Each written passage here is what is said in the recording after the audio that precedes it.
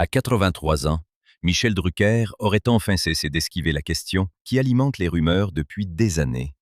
Derrière son mariage de plus d'un demi-siècle avec Dany Saval, derrière son sourire calme et sa légende télévisuelle, se cacherait une vérité beaucoup plus intime. Non, il n'a pas eu d'enfant biologique avec elle. Et ce choix, selon ses propres confidences, n'aurait rien d'un hasard. Alors, que révèle vraiment cet aveu tardif? Pendant plus d'un demi-siècle, Michel Drucker et Dany Saval ont donné l'image d'un couple presque impossible à classer dans le monde du spectacle. Mariés depuis 1973, ils ont traversé les modes, les générations de stars, les changements de chaîne, les succès, les absences et surtout, cette pression qui pèse sur les couples célèbres, celle d'être observés même lorsqu'ils ne disent rien. Dans un univers où les séparations font souvent plus de bruit que les histoires d'amour, Drucker aurait lui-même présenté cette longévité comme un record, presque une anomalie au milieu d'un métier qui use les nerfs, les égos et les fidélités. Mais plus un couple dure, plus certains se demandent ce qu'il cache. Et c'est précisément là que la rumeur s'est installée.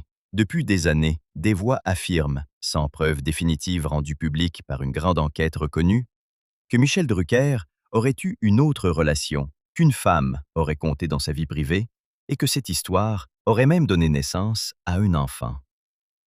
Il faut être clair. À ce stade, nous parlons de spéculation, de récits rapportés, pas d'une vérité judiciaire ni d'une confession officielle sur une double vie.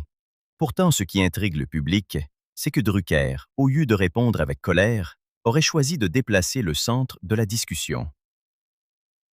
Il remet la question au seul endroit qu'il accepte d'éclairer, son choix de ne pas avoir d'enfant biologique avec Dany Saval. Et cet aveu, en apparence simple, change tout. Il ne ferme pas seulement la porte à une partie des fantasmes, il ouvre une fenêtre sur une décision intime, longtemps dissimulée derrière l'image impeccable du présentateur. Deux lectures s'opposent alors. Pour une partie des admirateurs, cette mise au point ressemble à un acte de sincérité tardive. À 83 ans, Michel Drucker ne chercherait plus à fabriquer une légende parfaite, il accepterait de dire que sa famille ne s'est pas construite selon le modèle attendu. Pour d'autres, plus méfiants, ce silence prolongé nourrit les interrogations. Pourquoi avoir attendu si longtemps? Pourquoi cette question revient-elle chaque fois que son nom est associé aux rumeurs? Dans les deux cas, la même contradiction saute aux yeux. L'homme qui a posé des milliers de questions à des invités célèbres a toujours évité que les projecteurs se retournent vers lui. Michel Drucker a bâti sa réputation sur l'écoute, la douceur, la mémoire, la capacité à faire parler les autres sans jamais les brusquer. Mais lorsqu'il s'agit de sa propre histoire, chaque mot semble peser, contrôlé, presque protégé.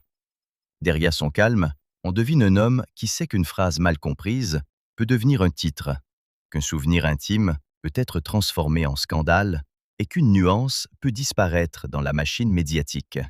Alors, quand il explique qu'il n'a pas voulu avoir d'enfant biologique avec Dany, ce n'est pas seulement une information familiale, c'est une clé psychologique. Il ne dit pas simplement « je n'ai pas eu d'enfant », il laisse entendre qu'il y a eu une décision, un renoncement, peut-être une peur. Car derrière les accusations floues, il reste une question plus humaine. Qu'est-ce qui pousse un homme adulé par des millions de téléspectateurs à refuser une paternité biologique?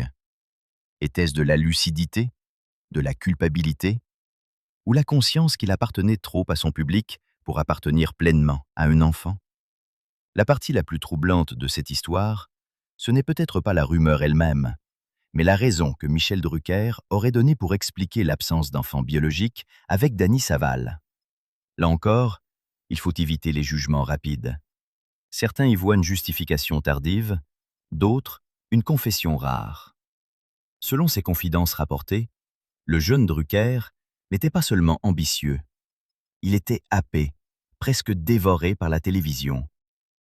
Il vivait pour les plateaux, les directs, les voyages, les émissions, les artistes, les rendez-vous à ne pas manquer. Il aurait résumé cette période avec une formule brutale. Il ne savait faire que travailler, travailler, encore travailler. Derrière l'élégance du présentateur, il y avait donc un homme en mouvement permanent, incapable peut-être d'offrir à un enfant la présence régulière dont un père a besoin. Et c'est là que l'aveu devient dérangeant. Michel Drucker aurait reconnu que, s'il avait eu un enfant à ce moment-là, il aurait pu être un mauvais père. Pas un père sans amour, mais un père absent, pris par le métier, par l'antenne, par cette obsession de réussir qui ne laisse aucune place au retard du cœur.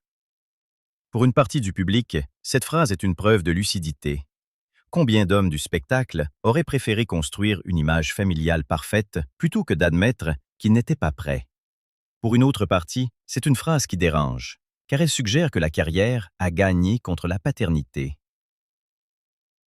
Mais le récit ne s'arrête pas là. Un autre élément est lié à Dany Saval. Il est rapporté qu'elle avait vécu un choc profond lors de la naissance de sa fille Stéphanie Jarre, née de son union avec le compositeur Maurice Jarre.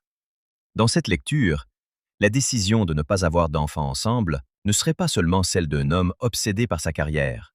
Elle serait aussi celle d'un mari qui refuse de faire courir à sa femme le risque de revivre une épreuve traumatisante. Et c'est ici, autour de la 3e minute, qu'il faut retenir un détail que beaucoup manquent.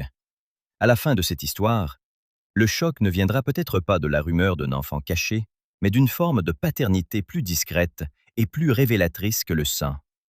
Car pendant que certains cherchaient un enfant biologique dans les zones d'ombre, Michel Drucker vivait déjà un rôle de père sous les yeux de son entourage. Lorsque Dany Saval entre dans sa vie, sa fille Stéphanie n'est encore qu'une enfant, âgée d'environ 5 ans. Drucker ne devient donc pas père par la biologie, mais par la présence. Il l'accompagne, la voit grandir, la protège et semble la considérer comme sa propre fille. Cette nuance déplace complètement le débat. La question n'est plus seulement « a-t-il eu un enfant de son sang ?» La question devient « qu'est-ce qu'un père, au fond? Est-ce celui qui transmet un nom ou celui qui reste? Est-ce celui qui donne la vie ou celui qui assume le quotidien? » Stéphanie Jarre, en grandissant dans un environnement artistique, finira elle-même par appartenir à ce monde de création et de scène. Alors 2 visions continuent de s'affronter. Les amateurs de scandale cherchent le secret qui ferait trembler la façade, tandis que les défenseurs de Drucker voient un homme qui a refusé la paternité biologique pour ne pas trahir ses limites, mais qui n'a pas fui la responsabilité affective. Ce qui rend le récit de Michel Drucker si paradoxal, c'est que l'homme commenté, parfois enfermé dans des rumeurs autour d'un enfant supposé, n'a jamais réellement vécu en dehors de la paternité. Il n'a pas eu d'enfant biologique avec Dany Saval. C'est le point qu'il aurait fini par assumer avec une franchise tardive. Mais il a pourtant occupé une place paternelle auprès de Stéphanie Jarre, la fille que Dany avait eue avec Maurice Jarre. Lorsque Stéphanie entre dans sa vie, elle est encore très jeune, autour de 5 ans, selon les récits rapportés, et c'est peut-être là que se joue la vérité la plus profonde. Dans l'imaginaire du public, un enfant caché ferait un meilleur titre, une relation secrète ferait plus de bruit, une double vie supposée ferait grimper les commentaires. Mais dans la vie réelle, la paternité peut parfois se construire dans des gestes silencieux. Être là au moment où l'enfant grandit, accompagner les choix, protéger sans réclamer de médaille, accepter de ne pas être le premier homme de l'histoire familiale, tout en devenant l'un des plus importants. Les admirateurs de Drucker y voient la preuve qu'il n'a pas fui la responsabilité. Il aurait simplement vécu autrement. Les sceptiques, eux, continuent de dire que cette image du beau-père protecteur ne répond pas totalement aux rumeurs. Mais cette opposition révèle quelque chose de notre époque. On veut souvent une vérité qui claque, alors que la vérité intime est parfois plus lente, plus nuancée, moins vendable. Stéphanie Jarre n'a pas seulement grandi dans une maison connue. Elle a grandi près d'un homme dont l'univers était fait de plateaux, d'artistes, de souvenirs, de projecteurs. Plus tard, son propre chemin dans la création, les décors, la scénographie et les projets artistiques semblent prolonger cette atmosphère, comme si la famille Drucker-Saval avait transmis non pas seulement un nom, mais un environnement, une culture, une manière de regarder la scène. Puis, en 1979, un autre chapitre familial aurait renforcé cette idée d'une paternité choisie. Michel Drucker et Dany Saval accueillent Ileng, une jeune fille d'origine indo-chinoise, qu'ils prennent sous leur protection. Là encore, deux lectures existent. Pour certains, ce geste montre que Drucker n'a jamais réduit la famille au sang. Pour d'autres, il participe à cette légende d'un homme public qui préfère parler de générosité plutôt que d'ouvrir les dossiers sensibles de sa vie privée. Mais il serait injuste de passer à côté de l'essentiel. Dans cette maison, la famille semble se définir par la présence, la loyauté et la durée. Drucker n'a pas construit une paternité classique, avec naissance, transmission biologique et récits alignés. Il a construit une paternité de circonstances, de choix, de fidélité. Et c'est peut-être ce qui dérange autant que cela touche. Car si l'on accepte cette lecture, alors la grande question change encore une fois. L'aveu de ne pas avoir eu d'enfant biologique n'est pas une absence, mais une autre forme de présence. À 83 ans, lorsqu'il cesse de contourner le sujet, il ne dit pas seulement ce qu'il n'a pas fait, il révèle ce qu'il a tenté de faire autrement. Derrière les mots prudents et les titres accrocheurs, apparaît l'image d'un homme qui aurait eu peur de devenir un père insuffisant, mais qui n'a pas refusé d'être une figure paternelle quand la vie l'a placé devant ce rôle. Pour comprendre pourquoi Michel Drucker aurait eu si peur de mal devenir père, il faut peut-être remonter bien avant Dany Saval, bien avant les plateaux de télévision, bien avant les rumeurs. Il faut revenir à l'enfant Michel, dans une famille où la réussite n'était pas un décor, mais presque une obligation morale. Son père, Abraham Drucker, médecin, est souvent décrit comme un homme rigoureux, exigeant, parfois autoritaire, un père dont l'ombre aurait pesé lourd sur ses fils. Dans les récits consacrés à Michel Drucker, l'enfance n'a rien d'un conte doré. Derrière le futur animateur souriant, il y aurait eu un garçon inquiet, pas forcément considéré comme le brillant de la famille, obligé de se comparer, de se justifier, de prouver qu'il valait quelque chose. Ce détail est capital, parce qu'il transforme le regard que l'on porte sur sa carrière. La télévision n'aurait pas seulement été pour lui un métier, elle serait devenue une revanche, un refuge, une manière de répondre à une vieille blessure. Quand un enfant grandit avec l'idée qu'il doit mériter sa place, il peut devenir adulte avec une faim de reconnaissance impossible à rassasier. Et Drucker, selon cette lecture, aurait couru toute sa vie après une phrase qu'il n'a peut-être jamais entendue « Tu as réussi ». Les admirateurs y voient l'origine de sa discipline, de sa longévité, de cette endurance presque anormale qui lui a permis de traverser les décennies. Les critiques, eux, y voient une autre explication de son obsession professionnelle. Si le travail est devenu sa preuve d'existence, alors la famille devait forcément passer après, ou au moins s'organiser autour de lui. Cette tension éclaire sa confession sur la paternité. Un homme élevé sous la pression d'un père sévère peut-il devenir père sans craindre de reproduire la même dureté ou la même absence? Peut-il regarder un enfant sans revoir l'enfant qu'il a été? Et puis, il y a Jean Drucker, le frère. Sa disparition en 2003 a été l'un des coups les plus violents de la vie intérieure de Michel.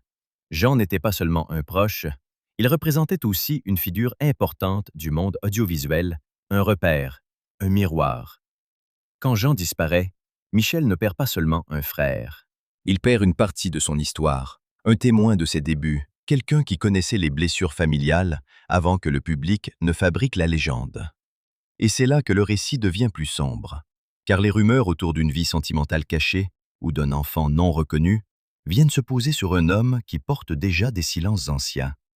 On croit parfois qu'une célébrité est blindée parce qu'elle sait sourire en direct. En réalité, plus le visage est connu, plus la faille doit être dissimulée. Chez Drucker, l'élégance a peut-être toujours servi de bouclier. Il raconte les souvenirs des autres, ravive les carrières, accompagne les artistes, mais ses propres douleurs restent souvent en arrière-plan, dans une pièce où le public n'est pas invité. Alors, lorsqu'à 83 ans, il parle de ce choix de ne pas avoir eu d'enfant, ce n'est pas seulement l'aveu d'un homme âgé, c'est peut-être le retour de toute une enfance.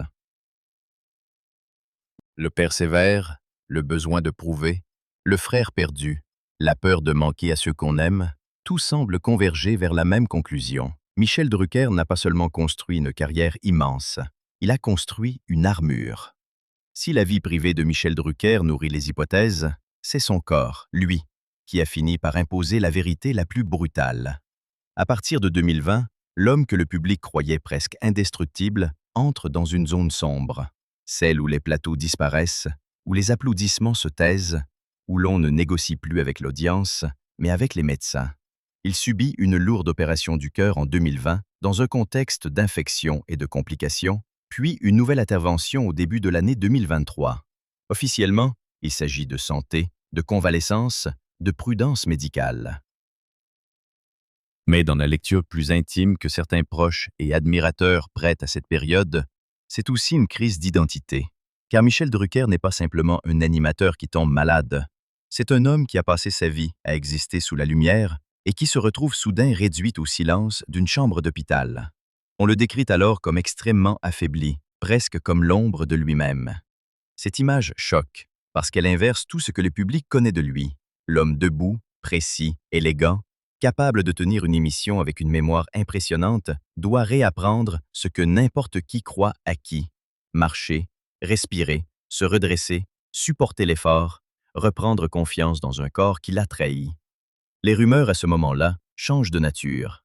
On ne parle plus seulement d'une femme supposée, d'un enfant biologique inexistant dans son mariage ou d'un secret familial. On se demande s'il reviendra. On se demande si la télévision française est en train d'assister, sans le dire, à la sortie de scène d'un monument. Deux courants d'opinion se forment alors. Les uns disent qu'il devrait s'arrêter, préserver ce qui lui reste, accepter que la santé passe avant tout. Les autres voient dans son combat une preuve de fidélité absolue à son métier, presque un pacte ancien entre lui et le public. Drucker, lui, semble appartenir à la seconde catégorie.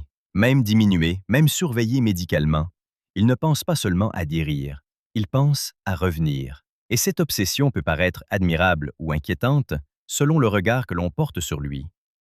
Pour un homme ordinaire, la retraite après 2 alertes aussi graves serait une évidence. Pour Michel Drucker, elle ressemble presque à une sanction. Car quitter l'antenne, ce n'est pas seulement quitter un emploi, c'est risquer de disparaître du quotidien des gens, le devenir un souvenir, un visage d'archive, une voix que l'on évoque au passé. Voilà peut-être sa plus grande peur, non pas mourir, mais être effacé avant même d'avoir fini de parler. Certains médecins, collègues et spectateurs, auraient été frappés par sa ténacité, au point que l'on a pu le surnommer le Terminator, pour désigner cette résistance presque irréelle d'un homme qui refuse de céder. Pourtant, derrière le surnom amusé, il y a une réalité plus fragile. Le corps de Drucker a envoyé un avertissement clair. Le temps ne se laisse plus repousser indéfiniment. Et c'est précisément cette conscience qui rend son retour si chargé d'émotions.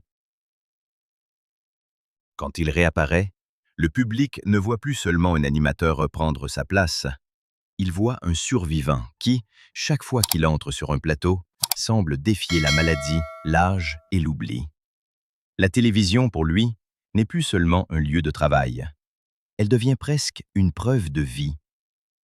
À ce stade de sa vie, Michel Drucker n'a plus rien à prouver en matière de notoriété. Son nom appartient déjà à l'histoire de la télévision française. Il a traversé les générations, accueilli artistes, écrivains, responsables politiques, vedettes au sommet et figures déjà touchées par l'oubli. Sa force a toujours été cette manière particulière de parler aux célébrités comme à des membres d'une grande famille culturelle, avec une mémoire des débuts, des blessures, des succès. Certains critiques lui reprochent parfois une nostalgie trop douce, une télévision de souvenirs. Mais ses défenseurs répondent que c'est précisément cette qualité qui fait de lui une figure rare. Michel Drucker ne consomme pas ses invités, il les accompagne. Après ses opérations, l'idée d'un départ définitif a donc flotté comme une menace silencieuse. Il aurait envisagé de s'arrêter autour de 2025, comme si le corps, enfin, imposait une limite que la volonté ne pouvait plus franchir. Pourtant, selon les récits publics autour de son retour, l'amour du métier et France Télévisions aurait pesé dans l'autre sens. Là encore, 2 interprétations s'affrontent. La première y voit un geste héroïque. Un homme âgé, malade, mais toujours passionné, refuse de se laisser réduire à son dossier médical. La seconde y voit une inquiétude plus profonde. Et si Drucker ne savait tout simplement pas vivre loin de la télévision? Cette question peut sembler dure, mais elle touche le cœur de son histoire. Depuis sa jeunesse, tout semble l'avoir poussé vers une seule direction: réussir, rester, durer, ne pas être remplacé. Le garçon qui se sentait moins brillant que les autres est devenu l'animateur que personne n'arrive vraiment à effacer. Le fils qui voulait prouver sa valeur est devenu une institution.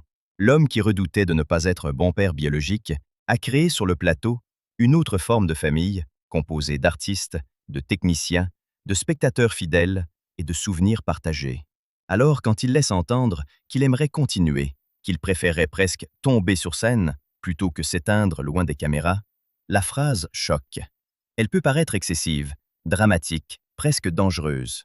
Mais elle dit quelque chose de cohérent avec son parcours. Michel Drucker ne sépare plus vraiment la vie et le métier. Chez lui, l'antenne n'est pas un décor, c'est une respiration. Le fauteuil, les projecteurs, les invités, le générique, tout cela forme une sorte de territoire vital. Et c'est aussi là que les rumeurs prennent une autre couleur.